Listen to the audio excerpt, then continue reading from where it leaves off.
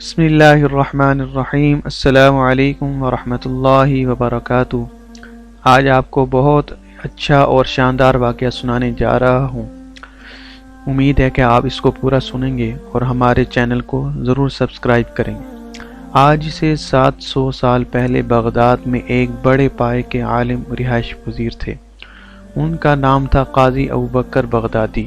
وہ قاضی ہونے کے ساتھ ساتھ ایک بلند پایہ محدث اور مقرر بھی تھے۔ دن کے وقت وہ عدالت میں مقدمات سنتے، جبکہ رات کو قرآن و حدیث کے طلباء کو تعلیم دیتے۔ یہ طلباء نہایت کثیر تعداد میں تھے، جن کے قیام و طعام کی ذمہ داری قاضی ابوبکر کے کندھوں پر تھی۔ وہ نہ صرف ان طلباء کو 2 وقت کا کھانا مہیا فرماتے، بلکہ ان کی رہائش کا بندوبست بھی ان کے ذمے تھا۔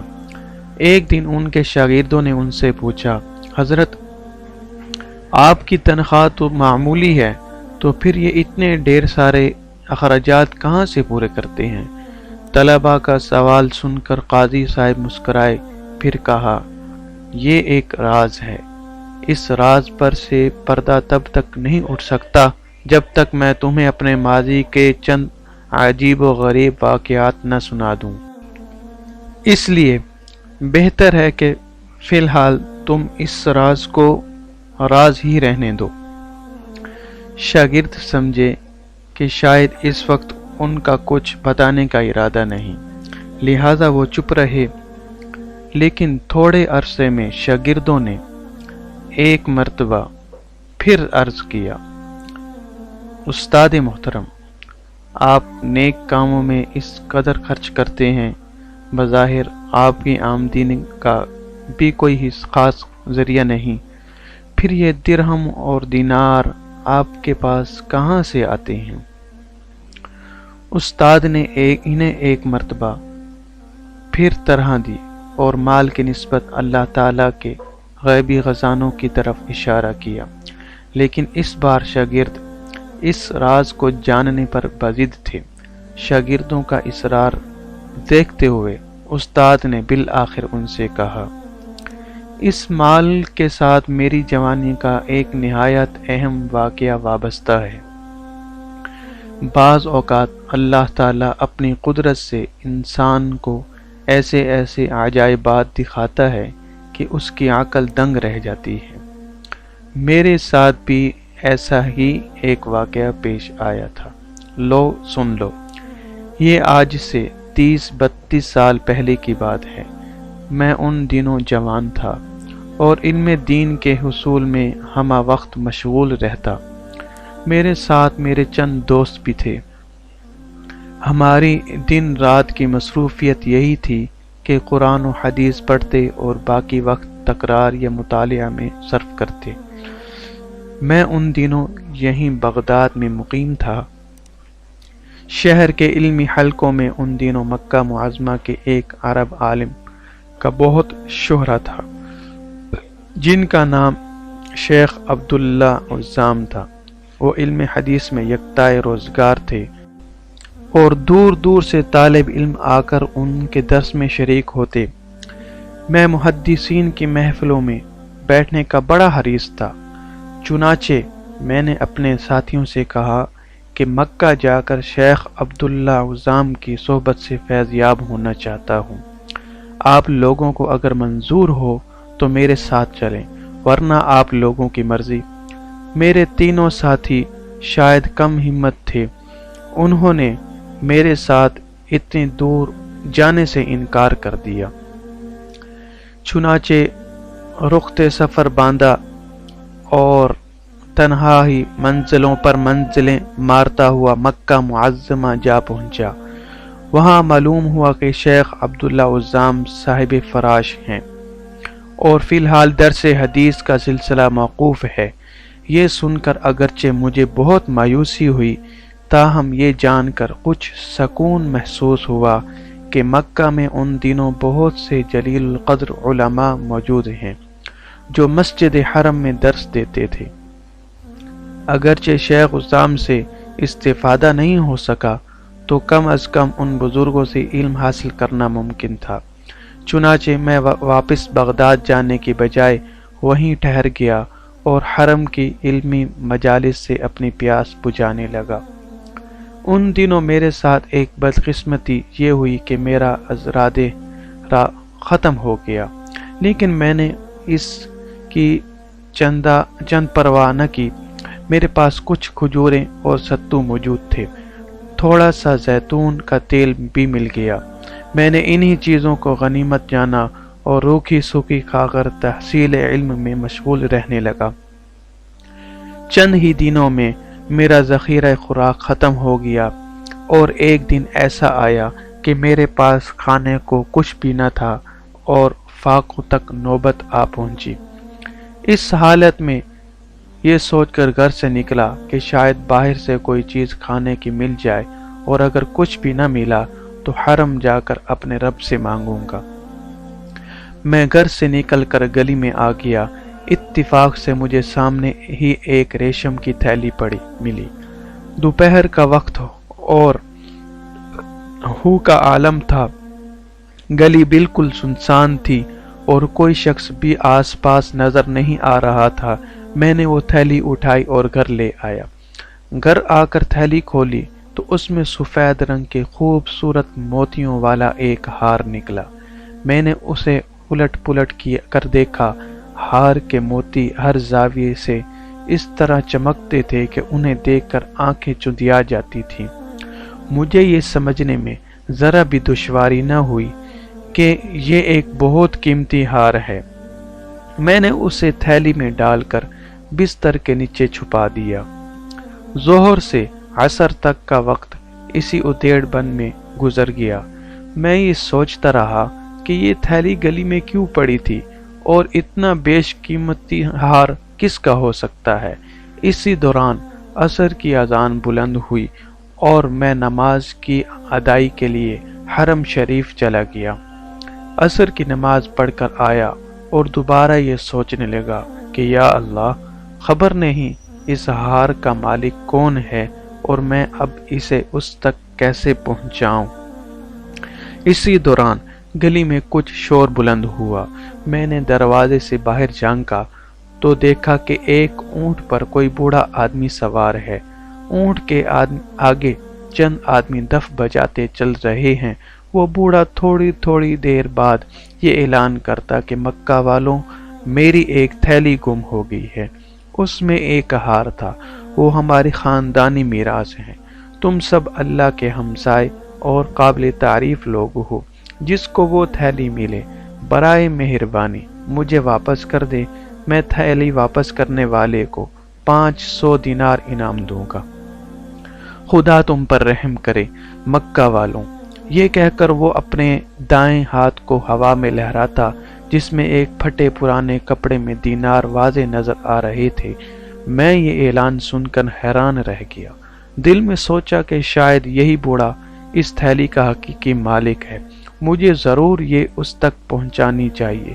میں ابھی تک اسی شش و پنج میں تھا کہ اعلان کرنے والا اور اس کے ساتھی میرے گھر کے سامنے سے گزرنے لگے۔ میں لپک کر باہر نکلا اور اونٹ کی لگام تھام کر کہا، بڑے میاں ذرا میری بات سنیے۔ کہو نوجوان، بوڑھے آدمی نے جھک کر کہا، کیا بات ہے؟ آپ ذرا نیچے اتر کر میرے گھر آئیے۔ میں نے کہا، آپ کی تھیلی میرے پاس ہے۔ تو بوڑھا جلدی سے نیچے اترا۔ میں نے اسے بٹھایا، بستر کے نیچے سے ریشمی تھیلی نکال کر اسے دی اور پوچھا، کیا یہی وہ تھیلی ہے جس کی آپ کو تلاش ہے؟ بوڑھے نے میرے ہاتھ سے تھیلی جھپٹی اور تیزی سے اسے کھولا۔ اس میں وہ ہار جوں کا توں موجود تھا۔ بوڑھے نے ہار نکال کر اسے چوما اور پھر مجھ سے مخاطب ہو کر کہنے لگا، نوجوان، یہ ہار سفر کے دوران مجھ سے کہیں کھو گیا تھا۔ میں اس کی وجہ سے سخت پریشان تھا۔ خدا تمہیں جزائے خیر دے، تم بہت دیانتدار ہو، لو اپنا انعام سنبھالو۔ یہ کہہ کر اس نے دینار میرے آگے کر دیے۔ میں نے کہا، بڑے میاں، یہ ہار مجھے گلی میں پڑا ملا تھا، میں اسے اندر اٹھا لایا۔ یہ میرے پاس آپ کی امانت تھی، میرا تو یہ فرض تھا کہ میں اسے آپ کو واپس کروں۔ مجھے انعام کی ضرورت نہیں، میں اپنی نیکی فروخت نہیں کرتا۔ میری بات کا بوڑھے پر کوئی اثر نہ ہوا اور وہ بدستور اس پر ضد رہا کہ میں دینار قبول کر لوں۔ اس نے بہت اصرار کیا، لیکن ادھر میں بھی اپنی بات پر جمع رہا۔ آخر کار وہ بوڑھا نہ مانا اور دینار میرے پاس چھوڑ کر چلا گیا۔ میرے پاس کچھ نہ تھا اور میں بہت بھوکا تھا، لہٰذا میں نے چاروں نہ چار ان دیناروں سے اپنی غذا کا بندوبست کیا اور مکان کے مالک کو کرایہ بھی ادا کیا۔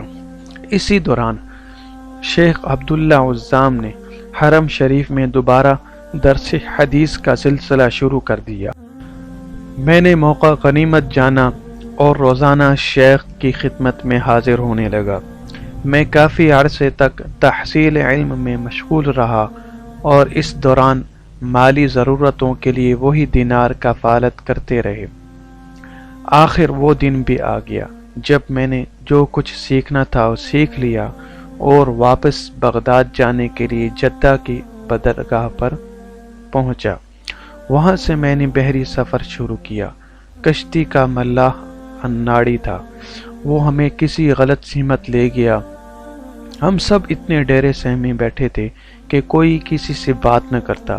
تھوڑی ہی دیر میں اندھیرا چھا گیا اور بارش ہونے لگی۔ ملاح موسم کی شدت پر لعنت کرنے لگا۔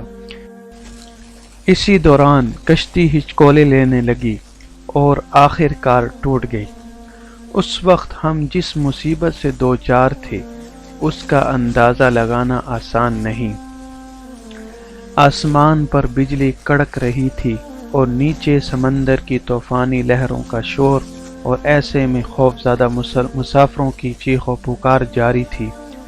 میں اس سارے وقت میں آنکھیں بند کیے کشتی کے ایک تختے سے چمٹا رہا۔ سارا دن وہ تختہ سمندر میں تیرتا رہا۔ مجھے یہ بھی معلوم نہ تھا کہ میں کس طرف جا رہا ہوں اور باقی مسافروں کا کیا بنا۔ آخر کار خدا کر کے وہ تختہ ایک جزیرے کے ساحل سے جا لگا۔ میں ساحل کی ریت پر جا لیٹا۔ جب ذرا حالت سنبھلی تو اٹھ کر آگے بڑھا اور جنگلی پھلوں سے اپنی بھوک مٹائی۔ جب حواس بحال ہوئے تو دیکھا کہ جزیرے کے وسط میں ایک مسجد ہے اور کچھ دور آبادی بھی ہے۔ میں مسجد میں چلا گیا۔ وہاں قرآن پاک کے کچھ اوراق رکھے تھے، میں انہیں پڑھنے لگا۔ مجھے قرآن پڑھتے دیکھ کر آبادی میں سے کچھ مرد اور عورتیں میرے پاس آئے اور کہنے لگے، اے شیخ، کیا آپ عالم ہیں؟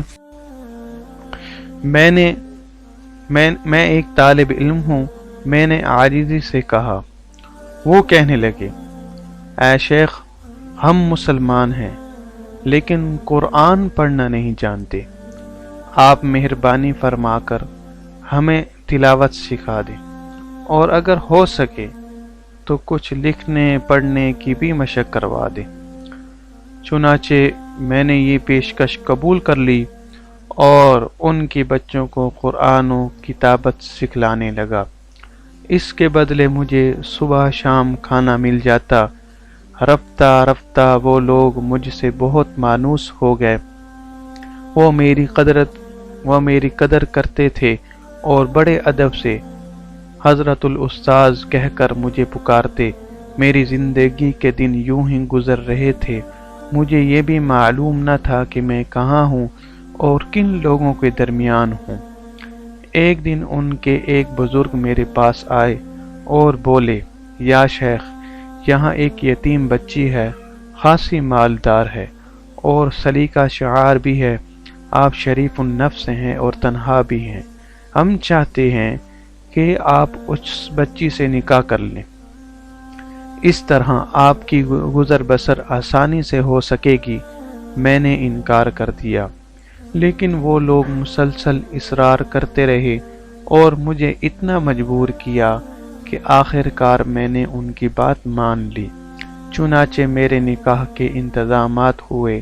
نکاح کی رات جب میں نے اپنی دلہن کو دیکھا تو اس کے گلے میں وہی ہار تھا جو میں نے مکہ میں اس بوڑھے کو واپس کیا تھا۔ میں ہار دیکھ کر حیران رہ گیا اور گھر سے باہر آ کر لوگوں کو بہت سارا ماجرا سنایا۔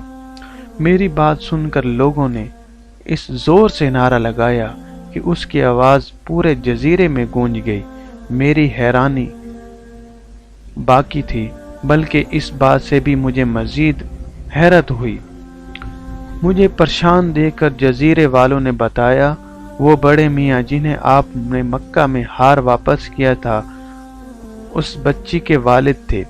آپ سے پہلے وہی اس مسجد کے امام بھی تھے۔ وہ اکثر کہا کرتے تھے کہ مجھے زندگی میں سچے و ایماندار لوگ کم ہی ملے، ان میں وہ مسلمان نوجوان بھی شامل ہے جس نے مجھے میرا خاندانی ہار واپس کیا تھا۔ یا اللہ، میں تجھ سے دعا کرتا ہوں کہ مجھے اس سے دوبارہ ملا دے تاکہ اپنی بیٹی کا نکاح اس سے کر دوں۔ اور اب ایسا ہو بھی گیا۔ ہم سب قدرت کے اس اتفاق پر حیران ہیں اور اسی خوشی میں ہم نے اللہ اکبر کا نعرہ لگایا۔ ان کی بات سن کر مجھے بھی بہت خوشی ہوئی اور میں نے اللہ کا شکر ادا کیا۔ میں پھر اپنی بیوی کے ساتھ مدت تک اس جزیرے میں رہا اور بہت خوشگوار زندگی گزاری۔ بعد ازاں جب میری رفیق حیات کا انتقال ہوا تو میں پھر تنہا ہو گیا۔ کچھ عرصہ تو میں اس جزیرے میں رہا، پھر ان لوگوں سے اجازت لے کر بغداد واپس آ گیا۔ وہ ہار ابھی تک میرے پاس تھا۔ جزیرے والوں نے بخوشی اسے مجھے اپنے ساتھ لے جانے کی اجازت دے دی۔ بغداد میں وہ ہار ایک تاجر کو پسند آ گیا۔ اس نے کئی لاکھ دینار مجھ سے خرید لیا۔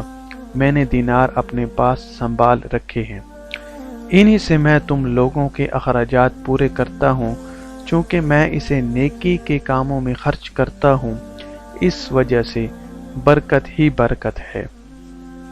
یہ داستان بیان کرنے کے بعد شیخ ابو بکر بغدادی خاموش ہو گئے اور پھر اللہ تعالی کی بڑائی بیان کرنے لگے۔ شاگرد بھی یہ جان کر مطمئن ہوئے کہ ان کے استاذ کو رب کائنات کی طرف سے دولت عطا ہوئی۔